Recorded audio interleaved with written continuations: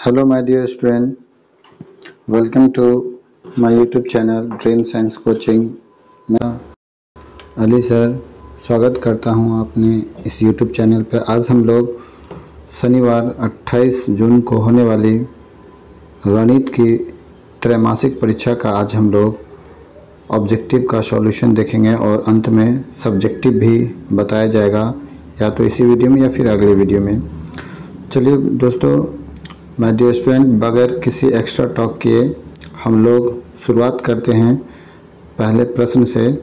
जैसा कि आपको मालूम है कि ये दो सेक्शन में बांटे होते हैं। सेक्शन ए यानी खंड अ, जिसमें ऑब्जेक्टिव क्वेश्चन रहता है, लगभग 70 क्वेश्चन है, जिसमें आपको केवल 40 प्रश्नों के उत्तर देने हैं। आप यहाँ देख सकते हैं। हम लोग चलते हैं, यहाँ पर बात करेंगे डायरेक्ट। आप लोग को आंसर हम बताएंगे कि किसका आंसर ए बी सी करके है, क्योंकि एक्सप्लेनेशन के लिए ना वक्त है। अगर दिया जाए तो काफ़ी लंबा वीडियो बन सकता है। चलिए माय डियर स्टूडेंट, आज हम लोग देखते हैं। पहला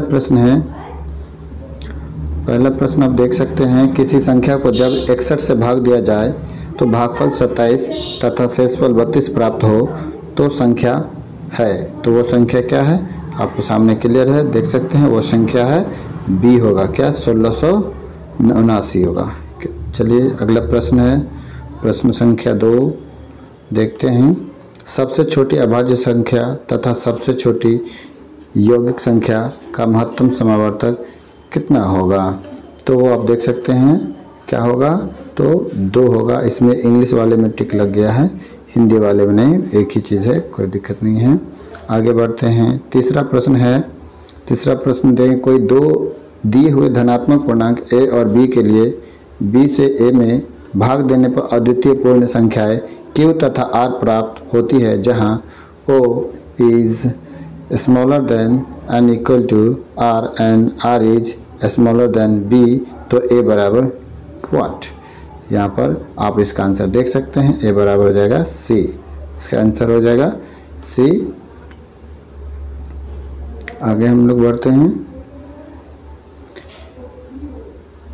चौथा प्रश्न है, 156 के अभाज्य गुणनखंड है। ऑप्शन बी 2 का स्क्वायर 2 गुने 3 गुने 13। आगे पांचवा है, टिक लगा हुआ है, हम डबल से टिक नहीं लगाएंगे। आप लोग थोड़ा सा गौर करेंगे, बस एक बार पढ़ देंगे ताकि आप लोग को समझ में आए कि हाँ कौन से नंबर की बात हो रही है। यदि दो संख्याओं 306 तथा 657 का मौसम न हो तो उनका लॉसो क्या होगा? तो आप देख सकते हैं इसका ऑप्शन नंबर ए हो जाएगा 22338 यानी 22,338 हो जाएगा। छठा प्रश्न है, निम्नलिखित में कौन परिमेय संख्या है? तो आप देख सकते हैं डी √9 हो जाएगा। फिर इसके बाद है सातवां प्रश्न है, परिमेय संख्या 9/75 का दशमलव रूप कैसा होगा? तो शांत होगा, ऑप्शन सी। बहुपद 3x² + 5x - 2 के शून्यक है, तो इसका ऑप्शन हो जाएगा 8 का सी हो जाएगा, टिक लगा हुआ है, -1/3, 2। आगे हम लोग बढ़ेंगे। 9वां प्रश्न है, बहुपद x² + 7x + 10 के शून्यकों का योगफल होगा c -7। फिर 10वां प्रश्न है, बहुपद 3x² - x - 4 के शून्यकों का गुणनफल -4/3 यानी ऑप्शन बी होगा। 11वां प्रश्न है, निम्नलिखित में कौन सा युग्म असहभाज्य है? तो इसका ऑप्शन देखेंगे सी है 18, 25। 12वां प्रश्न देखेंगे, पाई है, क्या है पाई? तो एक अपरिमेय संख्या है, ऑप्शन डी। 13, निम्नलिखित में किसका दशमलव प्रसार शांत है? तो इसका होगा ऑप्शन बी 19/80। 14वां प्रश्न है, यदि p of x बराबर x² - 2x - 3 तो p of -1 बराबर क्या होगा? तो उसका आंसर है डी यानी 0। उसके बाद है 15वां प्रश्न है, यदि किसी बहुपद के शून्यक -2 और तथा -3 हो तो बहुपद होगा, क्या होगा? ऑप्शन डी देख सकते हैं, x² + 5x + 6। 16वां प्रश्न है, त्रिभुज ABC में एंगल ABC बराबर 90 डिग्री, तो साइन एंगल BAC बराबर क्या होगा? तो BC/AC, ऑप्शन ए होगा। ऐसे एक्सप्लेन आप लोग घर पे करेंगे, यहाँ पर तो आप लोग को डायरेक्ट लंबा वीडियो ना हो जाए, इसके लिए हम शॉर्ट में बता रहे हैं। 17वां प्रश्न है त्रिकोणमितीय अनुपात cos थीटा बराबर, ऑप्शन बी होगा इसका उत्तर आधार बट्टा कर्ण। 18वां प्रश्न है निम्नांकित में लंब बट्टा आधार किसके बराबर है, tan थीटा के बराबर, ऑप्शन नंबर सी। 19वां प्रश्न है निम्नांकित में कौन इकाई के बराबर नहीं है, sin theta into tan theta, यानी ऑप्शन डी। 20वां प्रश्न है निम्नांकित में कौन इकाई के बराबर है, option D cosec square theta minus cot square theta.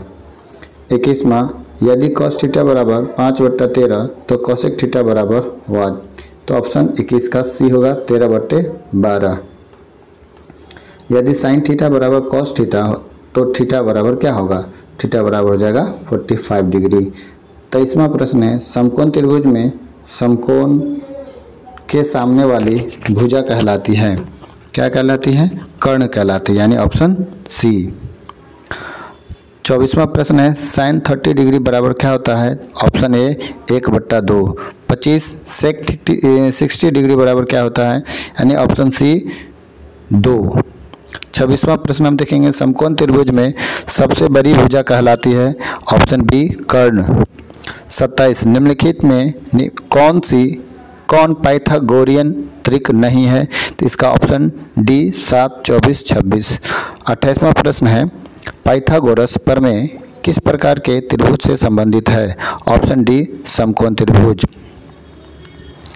अगला प्रश्न 29वां है किसी त्रिभुज ABC में B के द्वारा कौन सी भुजा निरूपित होती है, ऑप्शन सी CA।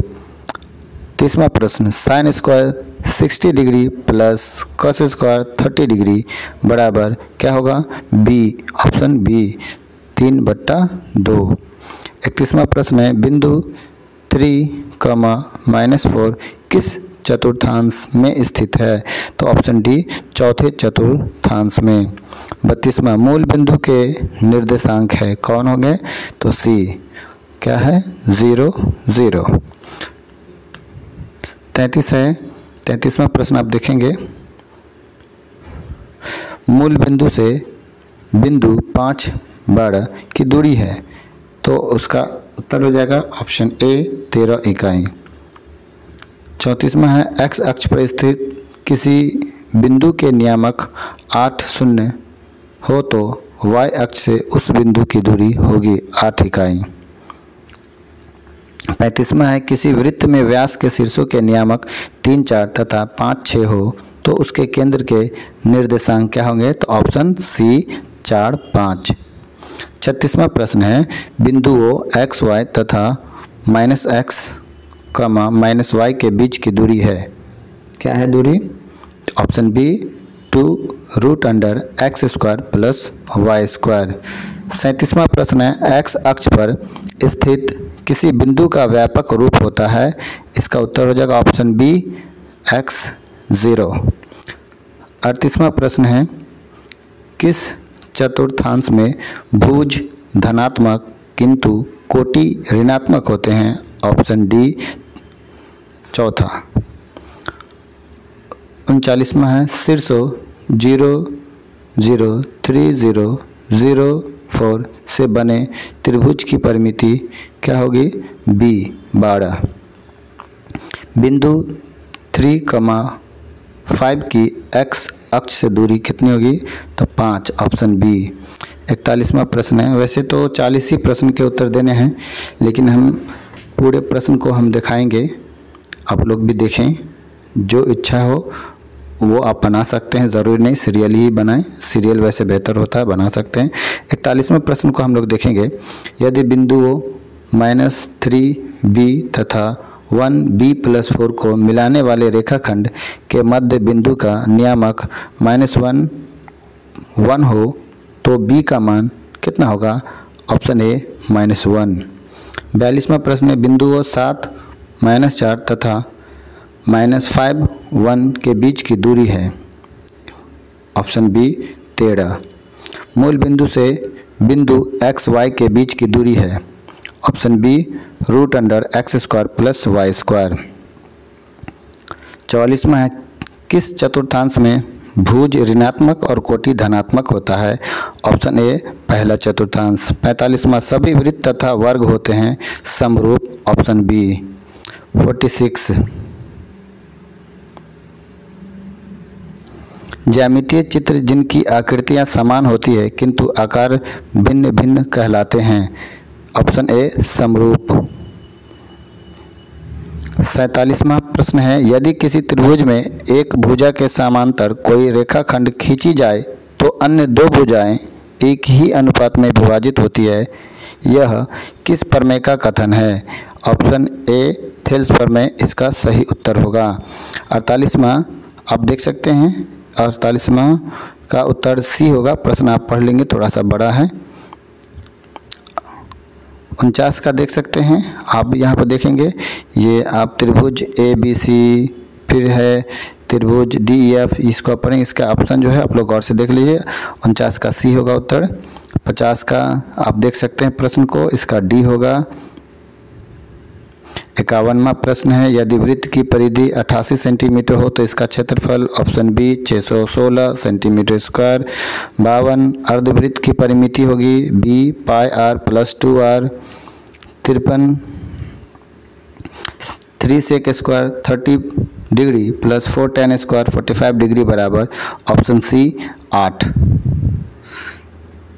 54 थीटा कोण वाले त्रिज्य खंड का क्षेत्रफल बराबर क्या होता है? तो बी थीटा बटे 360 डिग्री गुने पाई आर स्क्वायर। 55वां प्रश्न है, किसी वृत्त की दो त्रिज्याओं तथा संगत चाप से घिरा क्षेत्र कहलाता है? बी त्रिज्य खंड कहलाता है। 56वां है, 21 सेंटीमीटर त्रिज्या तथा 120 डिग्री केंद्रीय कोण वाला त्रिज्य खंड का परिमाप? डी होगा उत्तर 86 सेंटीमीटर। 57वां प्रश्न है, 22 सेंटीमीटर परिधि वाले वृत्त के एक चतुर्थांश का क्षेत्रफल है? Option C 77/8 centimetre square. 58वां प्रश्न है, बाहरी त्रिज्या r तथा आंतरिक त्रिज्या स्मॉल r वाली अंगूठी का क्षेत्रफल है? बी पाई इंटू ब्रैकेट के अंदर r square minus small r square bracket बंद। Option D. 59 है, यदि अर्धवृत्ताकार चांद का परिमाप 36 सेंटीमीटर है तो व्यास की लंबाई ए 7 सेंटीमीटर होगा। 60 किसी त्रिभुज की माध्यिकाएं एक ही बिंदु से होकर जाती है, यह बिंदु प्रत्येक माध्यिका को किस अनुपात में विभक्त करती है? Option B 2:1। 61 किसी त्रिभुज की भुजाओं के लंब समद्विभाजक एक ही बिंदु से होकर जाते हैं जो कहलाते हैं? क्या कहलाते हैं? लंब केंद्र। Option B. 62वां प्रश्न हम लोग देखेंगे, यदि समबाहु त्रिभुज की प्रत्येक भुजा की लंबाई x हो तो किसी शीर्ष से सम्मुख भुजा पर डाले गए लंब की लंबाई क्या होगा? तो ऑप्शन बी x√3/2। 63वां प्रश्न है, यदि वृत्त का क्षेत्रफल 38.5 सेंटीमीटर स्क्वायर हो तो इसकी परिधि क्या? ऑप्शन डी 22 सेंटीमीटर होगा। 64 यदि वृत्ताकार मैदान की परिधि 242 मीटर हो तो इसका क्षेत्रफल कितना होगा? तो 4658.5 मीटर स्क्वायर। 65वां है, यदि दो वृत्तों की परिधियों का अनुपात 2:3 हो तो उनके क्षेत्रफलों का अनुपात? ऑप्शन सी 4:9 होगा। 66 एक पहिया की त्रिज्या 0.25 मीटर है, 11 किलोमीटर दूरी तय करने में यह कितने चक्कर लगाएगा? ऑप्शन सी 7000 चक्कर। 67 sine 63 degree by cos 27 degree बराबर? ऑप्शन सी 1 उत्तर होगा। 68वां है, tan 60 degree minus tan 0 degree बराबर √3। ऑप्शन सी उत्तर होगा। फिर 69 है, tan theta plus cot theta बराबर cosec theta into sec theta? Option C उत्तर होगा। 70वां जो कि लास्ट है, यदि tan थीटा बराबर 21/20 तो cos थीटा का मान? Option A 20/29।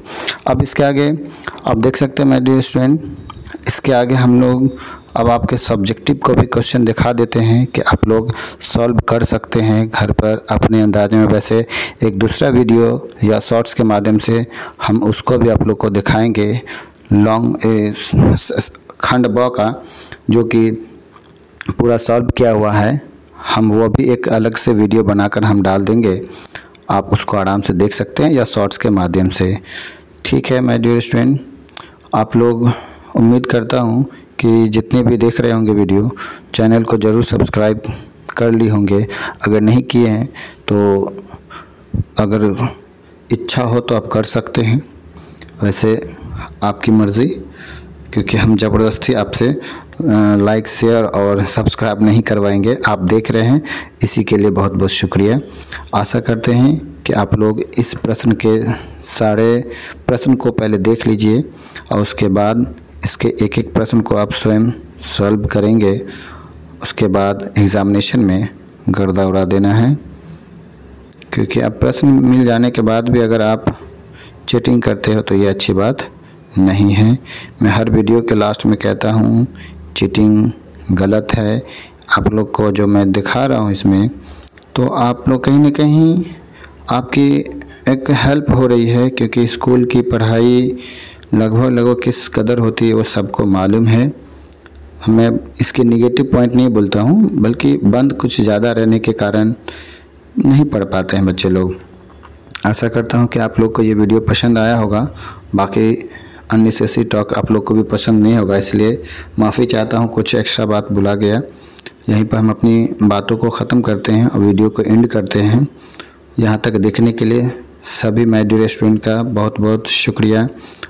आशा करता हूँ, उम्मीद करता हूँ कि आप लोग का ये एग्ज़ाम अच्छा जाए, और जब आप का ये सेम क्वेश्चन मिल जाए तो एक प्यारा सा कमेंट्स सारे बच्चे ज़रूर करेंगे। ये हम लोग को थोड़ा सा अच्छा लगता है जब बच्चे लोग कमेंट्स करते हैं अच्छा सा। चलिए शुक्रिया, थैंक यू।